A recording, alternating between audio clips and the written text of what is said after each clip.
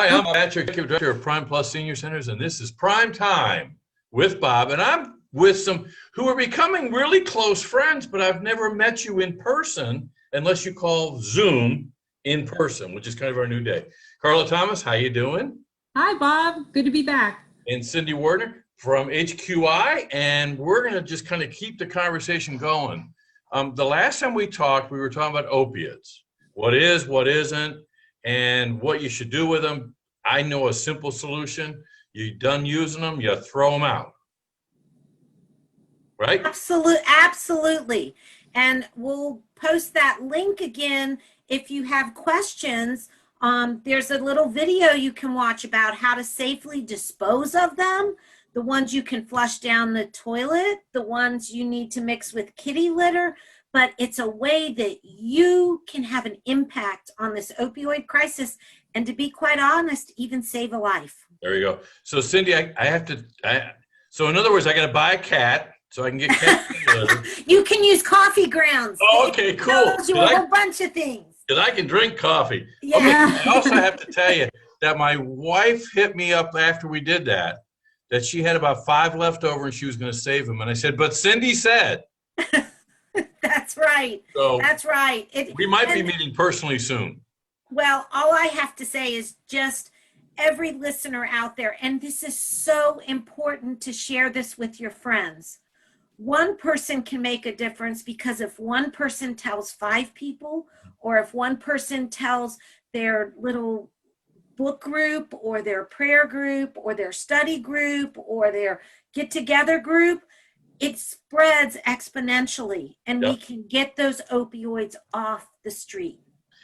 You know, one of the things I've discovered while having these conversations on Primetime with Bob, that the world really has become much more accessible for those that are willing to try technology. So let's talk about that collaborative environment and how things have dramatically changed since, 6 months ago, where your option was to have a doctor's appointment every 6 months if you wanted it or not. And in order to go to that doctor's appointment, you had to get dressed, you had to get ready to go, and you had to go to the doctor's office where he or she was, right? Right. And then they give you a prescription, you go to the drugstore and you pick it up. Very traditional, been doing it that way for a few years. Things are different today, aren't they? The options we have. Absolutely. And, you know, with Bob, what I would say is, with every maybe this virus or this pandemic bad thing, there are silver linings. Mm-hmm. And one of the silver linings is there is such an opportunity out there if people will try and get a little comfortable with using the computer and some of the tools that are out there, and then also be willing to share that with some of their friends. And healthcare is a collaborative effort, and the patient is so much a part of the team. A lot of the patients I worked with in the pharmacy, one of the things I encouraged them to do, and they came back really happy, was not just listening, but being a part of it. In other words, the physician is there to help you, but once again, you're also there to help the physician, or you're there to help the specialist. You as the patient get to decide what your team is like and how your team is structured. So, you know, it's important to be engaged in that. But I'm not qualified. I'm the one with the ache on the side. That's all I know. That is correct. However, the person trying to help that ache in the side is counting on you to be a part of the team to help you get better. So, you know, a lot of times they might ask you to do some things. Well, or a lot of times they're trying to figure out, why is that ache in the side?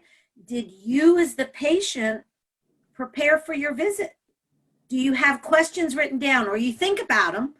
And then when you get there, maybe you're a little nervous, or maybe you're trying to work the technology on a Zoom meeting. You know, it's important to have things written down. Bob, I'm getting older and I forget, and I'm even a pharmacist. So I have a list of what I want to cover with my doctor, and we have it ahead of time.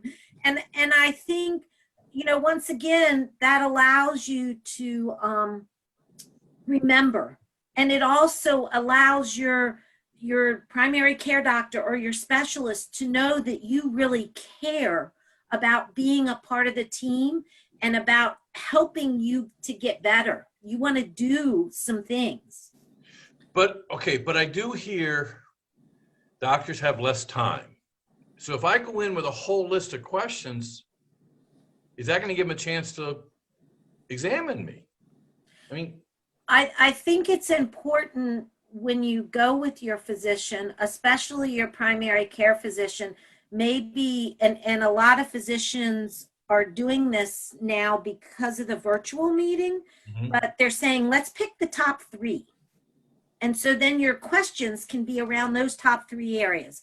The pain in my left side, one of my eyes, it's getting a little blurry sometimes when I look at the screen, so that there are specific things.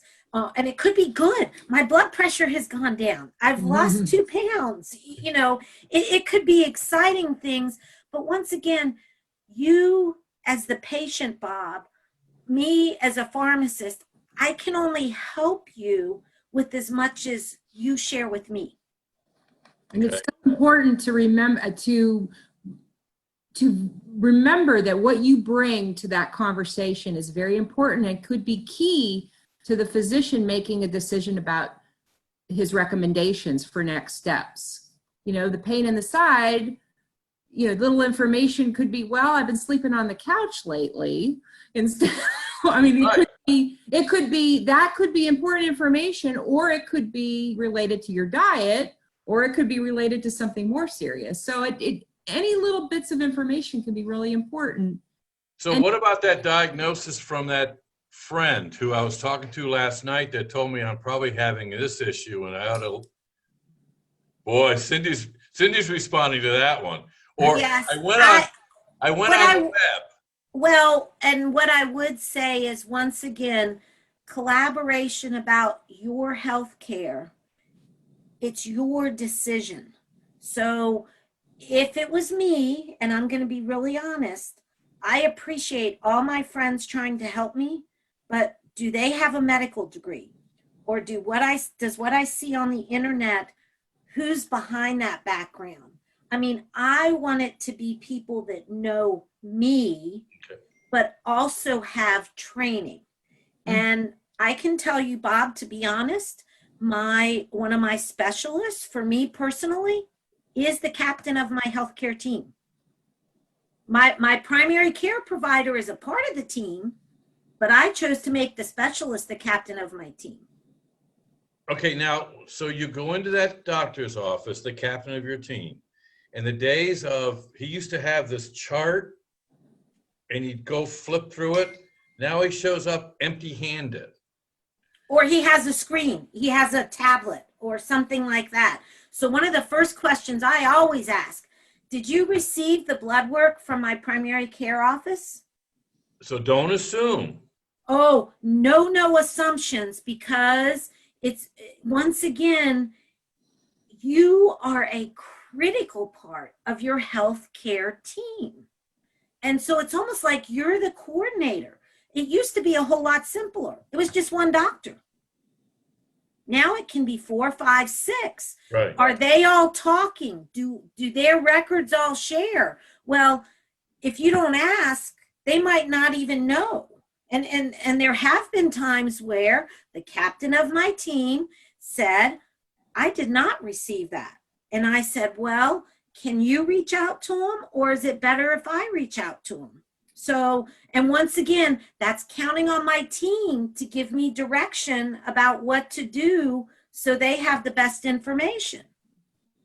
Now, my primary care provider, I do the same thing with them. When I get there, did you receive the report from my OB? And sometimes it's yes, sometimes it's no. But once again, if they didn't receive that report, then they don't have that information to know what's going on with me. And I want them to take care of me. I'm a little bit, that's not being selfish, Bob. And I think sometimes as we get older, we don't want to be a burden. We don't want to cause any problems. We want to be helpful. The most help we can be to the people that are trying to help us is to collaborate with them and help coordinate and ask the questions. What if I'm really nervous about doing that? I mean, what's the alternative? Well, funny you should ask that. We have some resources that we can provide that could just suggestions of how to prepare for an office visit. You know, sometimes it's hard to think about things. Oh, tell me about it. So we can share that, and Bob, you could put it on the link, just like, you know, Okay, we'll like have the the yoga link thing. in. We'll have the things that we've talked about, but we'll have the link about the opioids. We'll have the link about how to prepare for a doctor's visit. And you don't, you know, you can pick and choose what's important, but at least it helps you. And I would also say, take notes during your appointment or ask permission to record your appointment so you can remember. You know, let them know, I really want to do what you're telling me to do, but sometimes I forget. So can I write this down? Or, you know, can I record it? Or I just think it's important for each person to realize they are such a critical member of their healthcare team. Actually, they're one of the catalysts or the initiators of how good of a care they get. And it's okay to bring a notebook, a pen, and paper, and it's okay to bring a healthcare advocate with you, like a So family. I can bring my wife. Sure. Yes. Now, She's the one that always has the question when they get home that I didn't get an answer. now, I will say with COVID, some of the offices are Right. limiting, you know, who can come in. But if you want somebody in there with you, call the office ahead of time and say, this is just really important to me, and I really want either my advocate or my spouse to be able to come in, because I want to be able to remember and do everything that we've decided, not just the healthcare provider, but we've decided to do to help my health. Cool. No, I feel a lot better now about the role that I can play as a patient. One of the things that I discovered the last time, that big group meeting that we met at, there was some discussions kind of going on to the macro part now on the environment that we're in currently. It was remarkable what came out of that meeting for me, just because of sharing information in conversation too. Because quite often I'll have my blood work test come back and I'll just give it to my wife and say, here it is. You know, I'll confess that number, I don't know what it is, but it's high. But by having conversation, I can get a better understanding of what I should do besides maybe just popping a pill.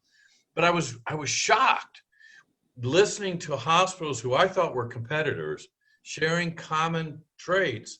And then you could figure out, Carla, kind of what was going on. One thing I learned, it was very important for Prime Plus to get opened up for our adult day service, because there are people who need us that are now stuck someplace, right? And so when we talk about that collaborative partnership, it's not just a matter of me being taken care of well, but the institutions really learning to work together. Right. Is that happening? Absolutely. In your local area, there's a Hampton Roads Care Transitions Coalition, and the hospitals and nursing homes and home health agencies and organizations like the Area Agency on Aging, and now PrimeTime Plus is a member of that group. Your local partners are coming together to say, are we coordinating our communication? Are we transferring patients from one setting to another with all the information people need to take excellent care of people? And are we helping people go from the hospital back home to be successful and stay there? So there's all of that conversation happening in your local community, which is really exciting, because people want to take care of people and do the best they can. And like Cindy said, they're all focused on the patient at the center of the care. But the patient needs to be involved and speak up and share.